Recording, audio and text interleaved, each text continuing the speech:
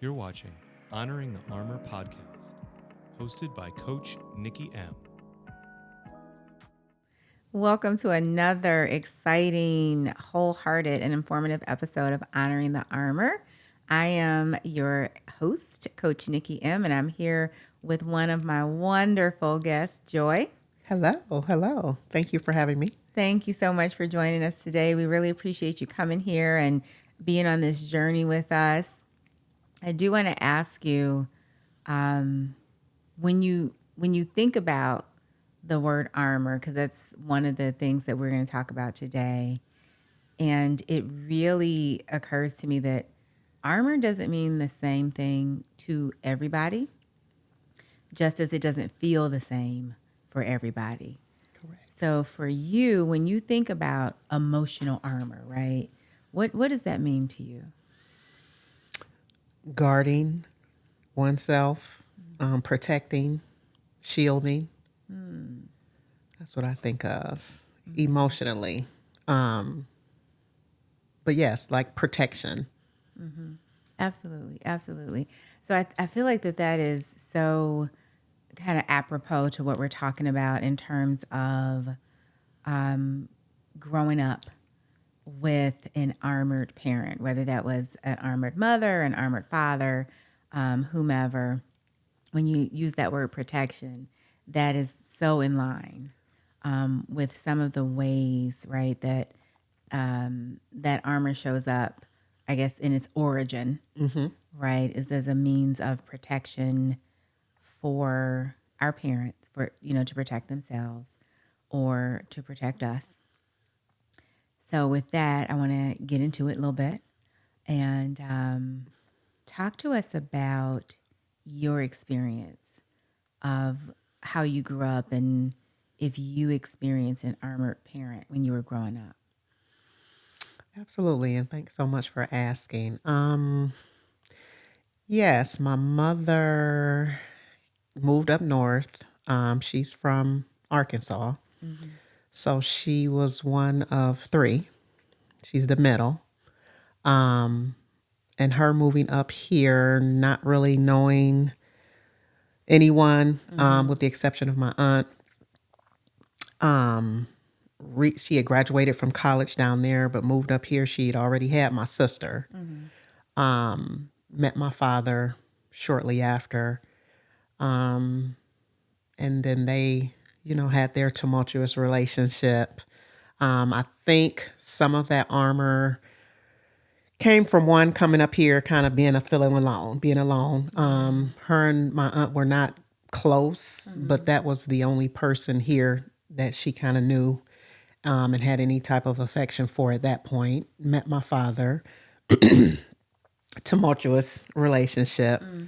So I feel like the armor was increased or strengthened from that, union. Then came me. And shortly thereafter, they divorced. Armor is heavier now. I feel like it's layered, just, different stages and different things that she endured and went through. Because now at this point, she's a single mom, with two daughters. And my father was not absent, but she's still a single mother, Right, right.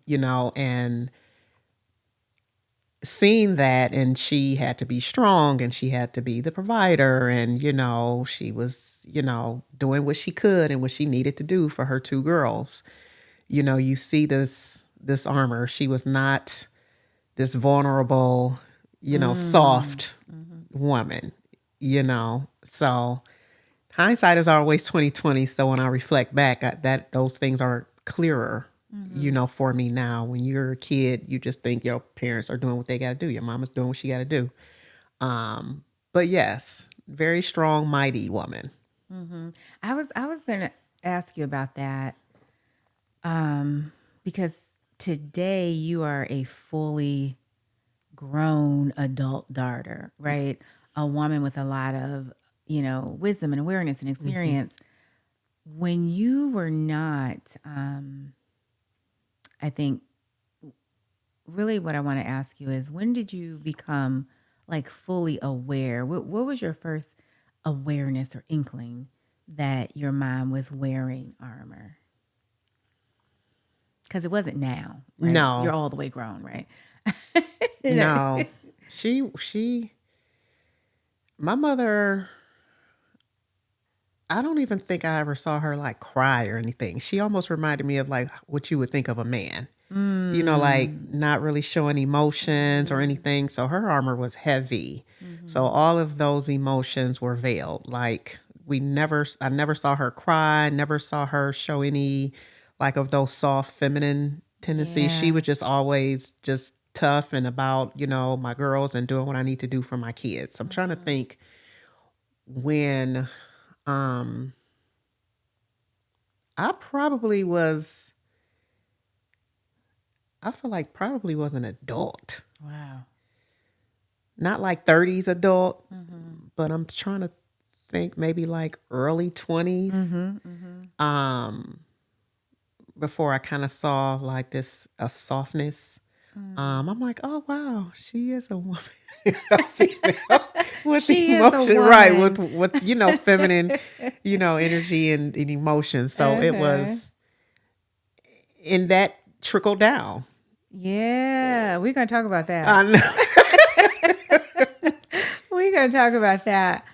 Um, how do you think that the emotional armor that she wore, how did that kind of drive the dynamics of the relationship that you had with her?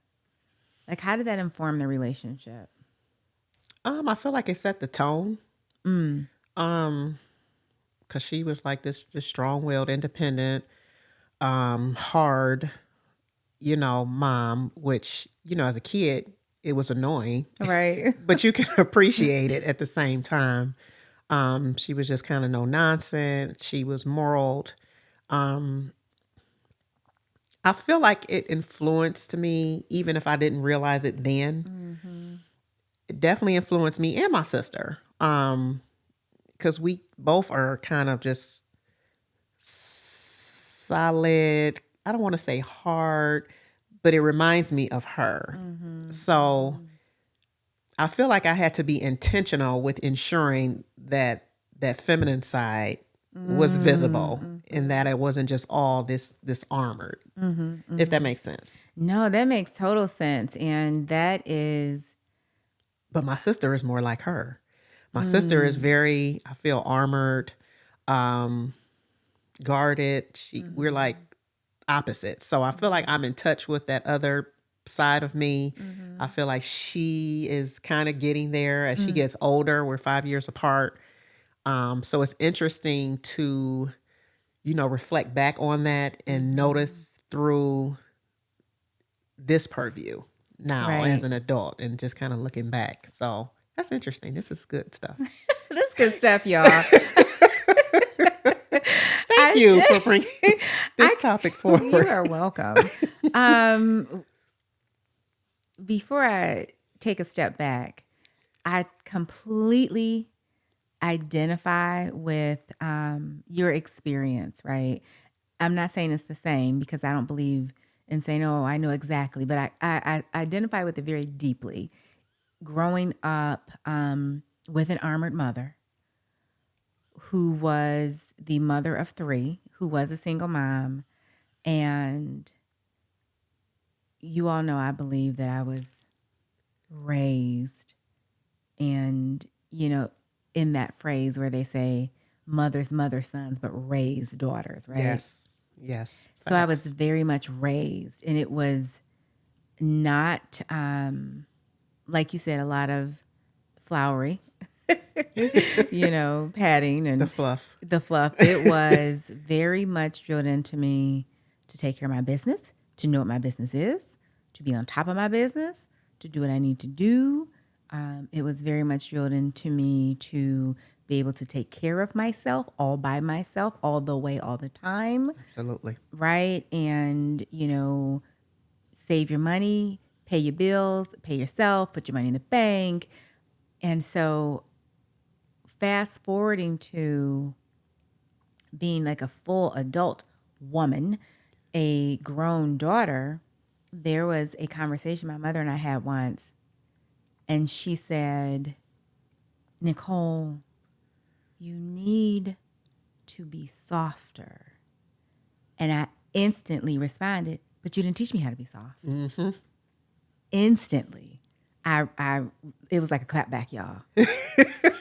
Clap back moment. I didn't even know how to clap back at my mama. but that one time, I was like, but you didn't teach me how to be soft.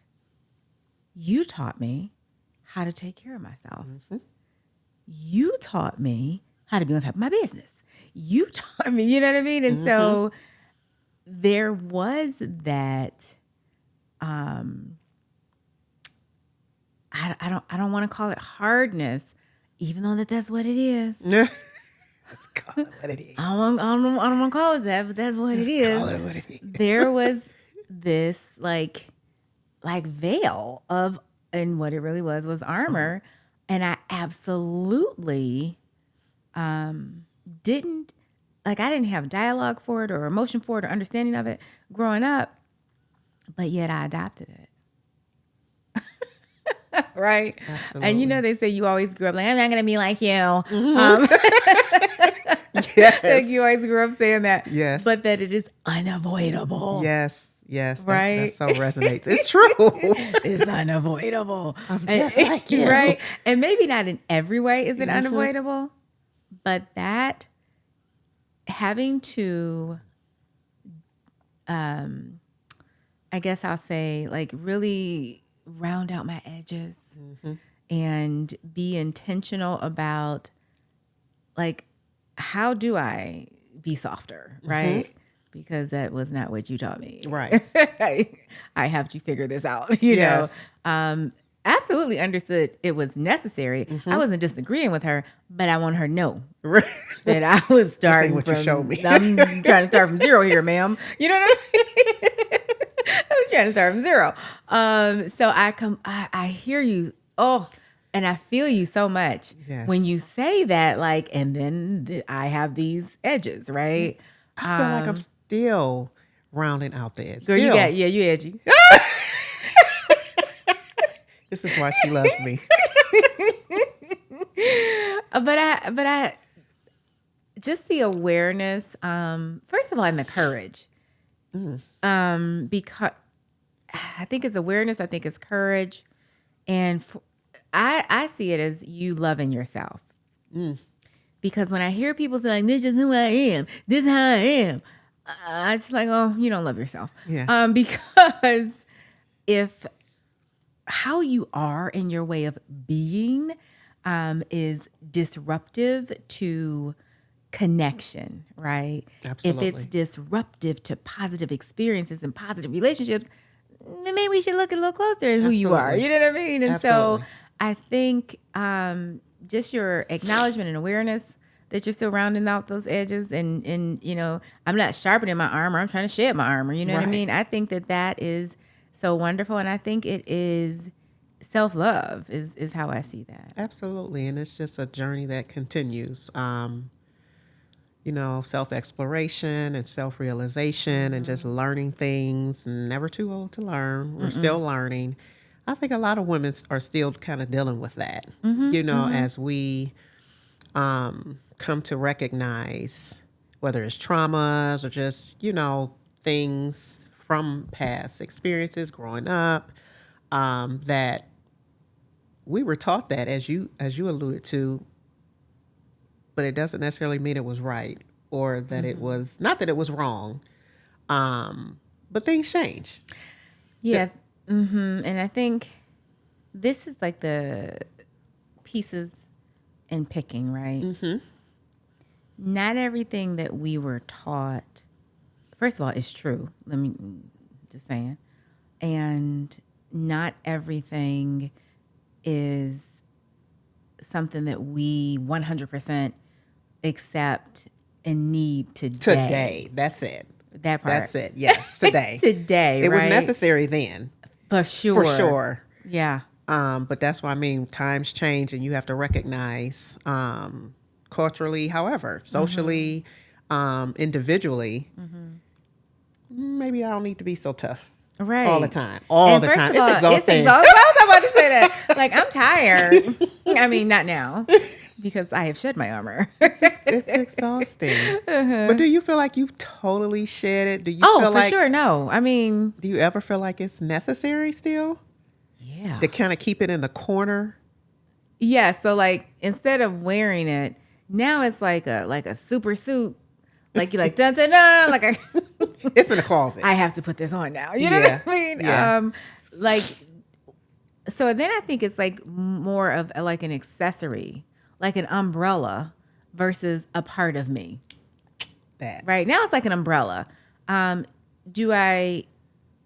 It's not, what is the word that I want to say? You pick and choose. Yeah, I can pick and choose, and I often don't choose, right? And I think it's not a part of my skin. It's not a part of my makeup. But I can go like, let me get out of the corner because clearly I need it in this situation. Oh, yeah.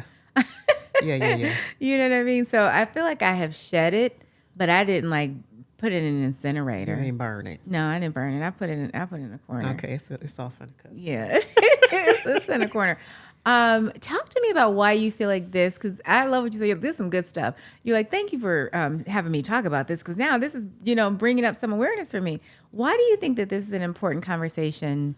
Either maybe it's important for yourself or important for others. It's thought-provoking. Mm-hmm. It forces you to reflect. Anytime you have to kind of sit with your thoughts and think, it's not always comfortable. Yeah. Mm-hmm. Sometimes it's uncomfortable. But being uncomfortable sometimes is necessary.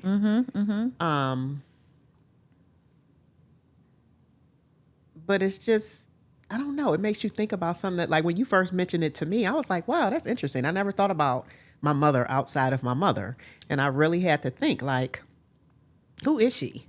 Like, we don't think our mother is just our mother. We don't think that she, had a life before we came along. And so it was very interesting. Still is. So I'm appreciative that you are shedding some light on it and, having conversations around this topic. I came to the awareness that my mother was a woman in my late 20s. All my life, she was my mother. And that was like, her purpose, her whole, this your goal, woman, this your life, That's it. And so in my late 20s, I was really struck with the realization that, oh, shoot, like, she's a woman like I'm a woman. Like, there's a person inside that body. Like, I'm a person. And then I definitely saw her differently, and I was changed by that. And I think that's definitely when I just developed this like deep hunger to know her as a woman and as a person. And she has blocked it. Okay. From She like, henceforth. No. And I just had such a rich desire. Like, I want to know you, and I want to be fully known by you. And I want to know you.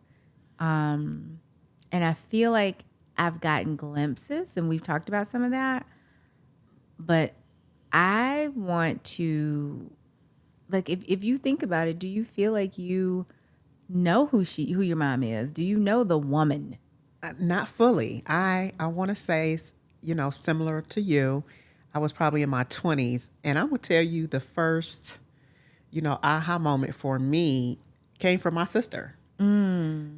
Because she saw her different because she came first. Those older sisters, y'all. Man, look at here. So she saw things and witnessed things that I did not. I was not privy to. Like, I never met my grandparents or interacted with them because, by the time I came around and came of age, they had passed. But my sister had a relationship with them. We were 5 years apart.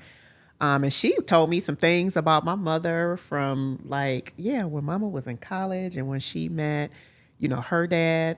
This just goes to show I didn't even know my sister and I had different fathers until I was like either late teens or like, and I'm like, wait, what? Because my father always, took care of me and her.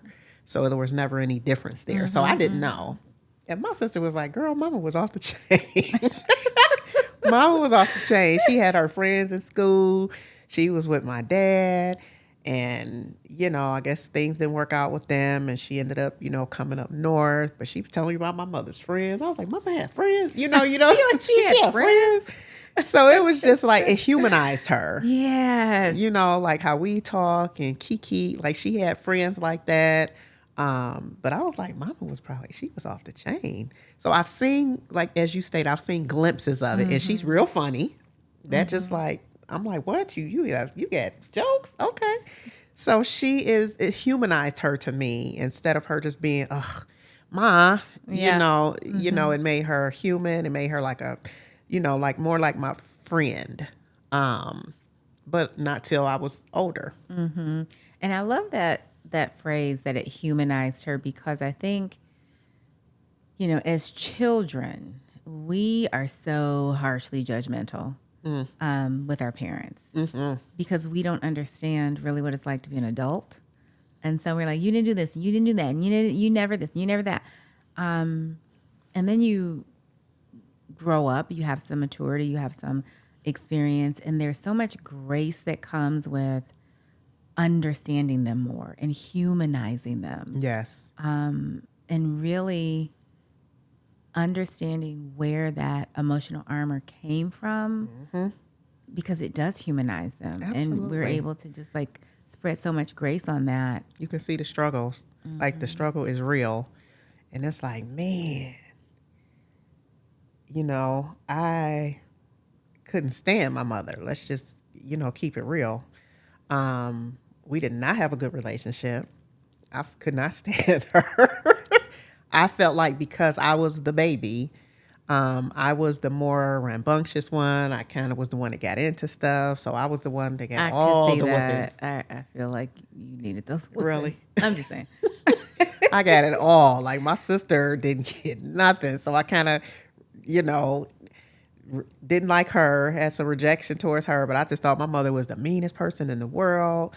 Even though we never went without, we always lived in a, decent neighborhood, so as you stated, when you get older and you mature and you live, you have some real lived experiences of your own as an adult, you do give that grace. And it comes now, it's she did the best she could, given the circumstances. Yeah. It's not the whole you were a horrible mother. It's my mother did the best she could. That's right. With what she had. So I can appreciate that and respect that and, and honor her for that more now instead of calling 696 kids. I feel like nobody really called that. I did. You did? That was me. Yeah, that was me. I was a mess.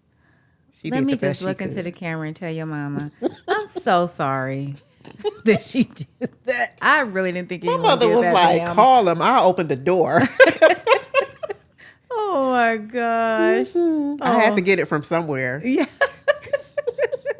Oh my God. Talk to me about, because we really, I think, peeled back the layers of where you feel like the emotional armor began for your mom, right? And so having some tumultuous relationships and, leaving her home, coming up here where she really only knew one person. And they didn't have the best relationship. Right. Yeah. So she was just like maybe layering up her armor, right? Yes. Over the years. So those are some personal factors. What do you think are some maybe societal or cultural reasons that parents wear emotional armor? Sheesh, that's heavy because some of it is cultural, some of it is gender. Yeah. Some of it is racial. So kind of a mix of both. I feel like, my mother may need to layer up more than somebody who's not Black. Right. So you have the parenting, aspects of especially being a single parent. But then how society views you as a single parent. For sure. Not even just views you, judges. So it's almost like we are just ducking and dodging, you know. And I can only imagine back then. It's bad now, but I oftentimes try to put myself in that space back then. Right. But societal, it is ongoing. I see a lot of things now, and again, it forces me to reflect like, man, I can only imagine what it was back then because I feel like we're a little more progressive. A little bit. Just a little. We're a little bit more progressive today. So it makes me proud. And again, it allows me the opportunity to extend grace, more grace. So I don't know if that was what you... No, that was what What do you think? How do you Well, feel? I definitely think from a societal perspective, there are so many like judgments about parenting. Who's doing it right? Who's not doing it right? Whose style is the best? There was like a show last year about that. What parenting style is the best? Like, is that a thing? Like, I know for entertainment value, right? But it's the best style is the style that you turn out a whole healthy person, right? Healthy, normal, that functioning. that teenager is not committing school violence. That teenager is not a bully. That you know what I mean? Like, what style is best is the style that does that, you know? And so also you have to take into account, like, what is the temperament of the kid? You may have 5 kids. You may have to use 3 different styles. Yes. You know what I mean? I dealt with that a lot too with my mom because I felt like I said, I was just that one that I was that one. You needed some. Yes, I was that one. But you know what? My sister was too. She was just slick.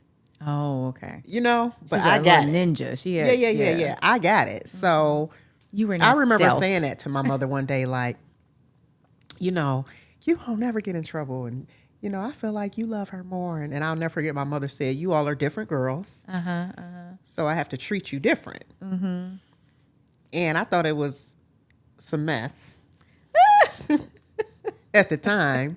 But again, hindsight is 2020, and me living and having a daughter and just being exposed to relatives and different children. And it's like, oh yeah, one might just be that easygoing, smooth sailing, and you like, that's that one. And then you have the other one might be a little hellion.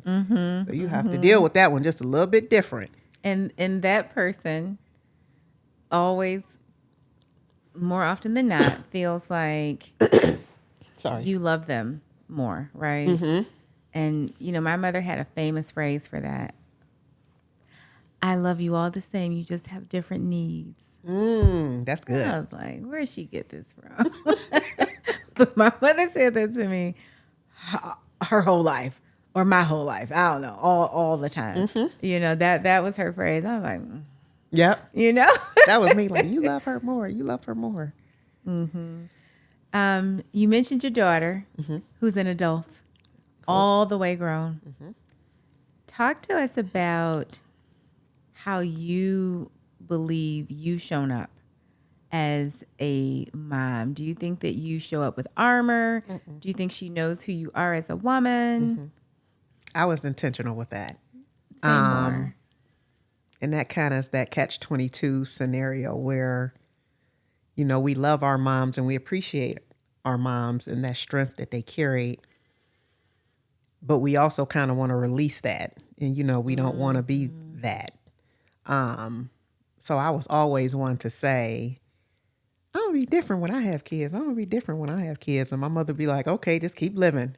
Just keep on living. We going to see. So with my daughter, we're like really close. I always wanted to be a parent where I was like, we're friends, but she knows, honors, and respects me as her mother. Yeah. So it's a balance. It's kind of hard too sometimes. It's a balance, but she definitely knows me. It's funny. She knows me probably, better than any friends or anyone else. And she can tell me like, Mom, but you know that you can't do this, or you know that your temper won't allow it. Mom, you don't have any patience.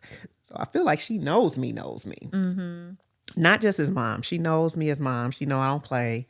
She know my values and things that I instilled in her. But I do also feel like she sees me, as a regular human, not just mom. Now, you said you were intentional about that. Was that like literally since birth? Or was that like once she started coming of age, you were like, okay, I'm going to make sure she knows me as a person and as a woman? I would say as she starts getting old enough to recognize. Because as a baby, she didn't know. But as she started getting older and being a little bit more observant, and we started connecting, I wanted to ensure that our connection was her her with knowing me as a person, as Joy, not just as mom. Knowing me as mom, but also knowing me as Joy. Why was that so important to you? Because I don't feel like I knew my mother. As we're speaking in this armor, I don't really feel like I knew her. Even still today, I've had glimpses that I've enjoyed. Yeah. But I still don't feel like I like know her, like can tell you stories, like, wholehearted stories about her. And sometimes that's sad, knowing that, you never know how much longer they'll be here. Or will be here. We'll know. Right. So that mattered to me. I'm like, no, I want my daughter to know me.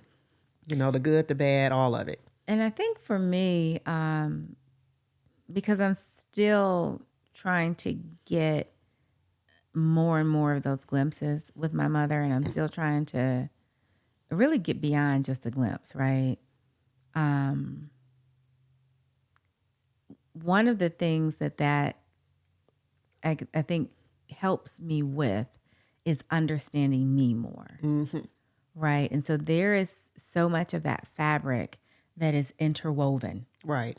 And so the more of the pieces that I can put together about her, the more of the pieces that I'm putting together about me, right? Absolutely. And so that's huge for me. That's so important for me.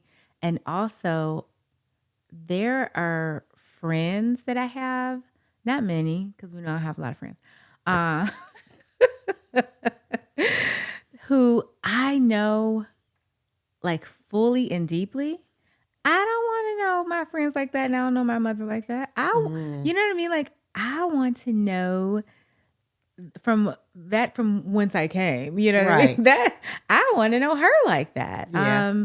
Because she's my mother. And I remember I was reflecting on the first time I got married. I was struggling with the name change. It was probably like, like an omen, and I just didn't know it at the time. But I was struggling with the name change. And it took me a long time to change my name. I probably should know. But anyway, so I was struggling. I should know. But I was struggling with that. And I was thinking about dropping my middle name and taking my maiden name and making it my middle name. Because my maiden name is Chanel, and that's my mother's name. And I remember calling her on the phone, and I was like, Mommy, I'm thinking about doing this. I'm going to drop my middle name, and I'm going to take my maiden name, and I'm going to make it my middle name. I'm going to do a legal name change. And she's like, but why? Why? Little girl, so she's going, why are you doing that? And I said, because I always want us to belong to each other. I was a whole grown woman in my 30s, y'all. Okay, not early 30s, in my 30s. But I meant that. Like, I couldn't figure out, like, if I give up my maiden name, then we're not going to have the same name. And I always want us to belong to each other. The connection. Yeah. And she was like, Nicole, we will always belong to each other. Right? I want to play the music. Play the music. She's like, key the music. But that was that hunger wanting to know her fully and wanting to fully be like a part of her. Yeah. Beyond her being my mother, right? That's really what that was. I love that. And isn't that crazy to think? You didn't like, know that, did you? I did not. And isn't that funny to think like some people don't want to know their mom like that? That's weird. I think it's Just different. I'm not gonna say it's weird, yeah. but they're like, that's my mom. I just want to know her as my mom. But I'm like, okay, but no, because even my mother-in-law, I love that I get to know her as a woman. Because she doesn't have, and I'm not saying she doesn't have armor. She might, she may not. But she doesn't, if she has it, she has no need of it with me because there's no way for me to judge her about the mother she is, the mother she was, what she didn't do growing up. I don't know about any of that. All right. And so she doesn't have to appear as a certain type of mom for me, or she doesn't have to appear blameless or perfect, you know? And so I get to know her as a woman. know her. Yeah. And I love it. Know about how she grew up and her life and who she was before she met my father-in-law. And what, like this, to me, like that is truly being in relationship with her, right? Fully, yes. Fully. I don't know you because I'm married to your son. I know you because we connect and we talk and we are like in relationship. We have our own thing, right? That has nothing to do with him. And so that's very important to me. So I think for people who like you said, there are literally people who are like, I don't want my mom like that. They may not. And it could be for like a myriad of reasons. It could be trauma. It could be like, you know, some dissension or some kind of discord in the family, a break or tear, especially an emotional tear in that relationship historically. So I think it's many reasons, but I was like that for a while. Yeah, trauma like I didn't care to. You were just mom. But then I was like I said, talking to my sister and conversations, and she started, you know, introducing me to certain things about my mother, and it was like interesting. It piqued my interest, and I'm like, okay. Like I said, it humanized her. It didn't make her seem like a monster. What do you mean she was nice to you? Like, but I find it's easier as adults, as we're adults, to, you know, have those conversations and ask questions comfortably, safely. Well, also because we realize that we're not perfect. Right. You know, kids, I love a know-it-all little 13-year-old. You know what I mean? They just think that they are. So, and you're like, you don't even know the half, first of all. Keep living. You know what I mean? You're like looking at them like, okay, like whatever you say. And just so you know, I've been your age 3 times, like whatever. You know, but I think there's the fact that we recognize as adults that we're not perfect.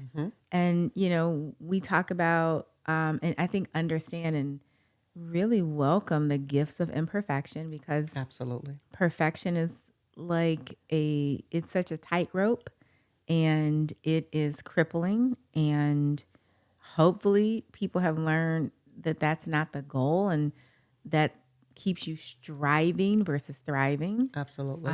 And so we can see through the eyes of like love and grace. And I love that, you know, humanizing people, right? It humanizes her, but then it humbles me. Yes. You know, the H's. I like that. Joy has taught us the H's, y'all. Humanizing and humbling. Remember your H's. Yes. Absolutely. I'm adulting. You're adulting, successfully adulting. Just thinking about the complexities of parenthood, you know, some of which we've talked about already. And we talked about some societal and cultural factors as to why parents believe like, I need this armor, I need to wear this. What would you hope in the future, I guess society would look, what would it look like for society to give like parenthood a break? What kind of changes would you like to see come down? As progression continues, because it will. With that, I would like to see more widespread grace, Yeah. less judgment. I think that's a big piece of it too, is, just people can be real judgy. I feel like that is like on high now. Just society, culturally, just people are very judgmental about everything. So I would like to see just more widespread grace. Acknowledging that no one is perfect. Right. That's unattainable, and being more accepting of people where they are and how they are. I hope that happens. I do too. But we're going to have to get rid of social media for that to happen because, one of the things that allows people to be so judgy is that they can keyboard thug. Like they are not ninjas. Right. You're not actually out there in the arena, but you sit behind your screen judging people who are actually out there in the arena. Yeah. And I think that it's funny because in some ways, as I said, oh my gosh, I couldn't imagine, being a mom back then, because I think of that in a gender way and in a racial way. For sure. But now it's a lot of ways where now it's worse. Like you said, social media, and people feel like they just comfortable with saying anything, and the racism hasn't really gone away. Right. I feel like it's been uncovered a lot, and prayerfully, grace. Yes. That's what I would say. Well, I'm not going to let you leave yet. And also, y'all, don't go out there and say, she said she want to get rid of social media. I did not say that. Clearly, I do not want to get rid of social media because I want to continue to have really rich and, fulfilling dialogue like this. Absolutely. So don't go running with that. But before we wrap up, we're going to do some rapid reflections. Yay. So I'm going to ask you, I'm going to start a sentence. You're going to finish it in 3 to 5 words or however many words move you. Okay. So my first sentence is, the daughter that I used to be thought.